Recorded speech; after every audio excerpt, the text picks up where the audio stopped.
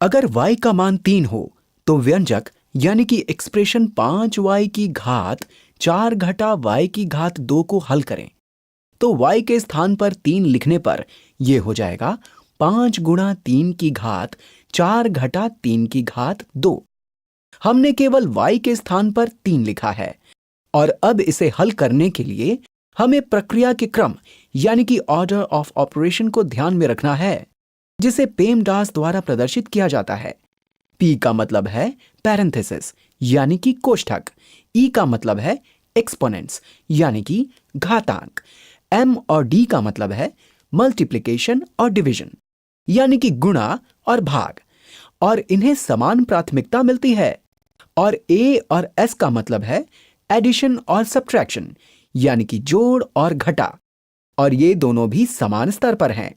इससे हमें यह पता चलता है कि हमें सबसे पहले कोष्ठक के अंदर की संख्याओं को हल करना चाहिए और फिर उसके बाद घातांक, फिर गुणा और भाग, और सबसे अंत में जमा और घटा की प्रक्रिया करनी चाहिए।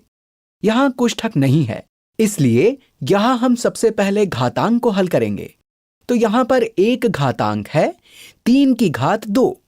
ध्यान दीजिए, 3 की घात 1 का मतलब 3 होता है क्योंकि यहां एक बार 3 आपस में गुणा हो रहा है। 3 की घात 2 का मतलब है 3 गुणा 3 यानी कि 2 बार 3 आपस में गुणा हो रहा है। 3 गुणा 3 हुए 9। 3 की घात 3 का मतलब है 3 गुणा 3 गुणा 3, या हम ये भी कह सकते हैं कि 3 बार आपस में गुणा हो रहा है। 3 गुणा 3 हुए 9 और 9 गुणा 3 हुए 27। 3 की घात 4 का मतलब है 3 गुणा 3 गुणा 3 गुणा 3। 3 गुणा 3 हुए 9। यहां पर भी 3 गुणा 3 हुए 9 और 9 गुणा 9 हुए 81।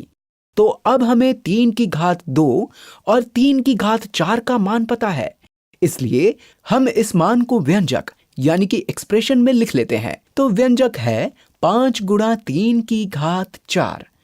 3 की घात 4 का मान 81 है, इसलिए 5 गुणा 81 घटा 3 की घात 2 और 3 की घात 2 का मान 9 है। तो यह हो जाएगा 5 गुणा 81 घटा 9।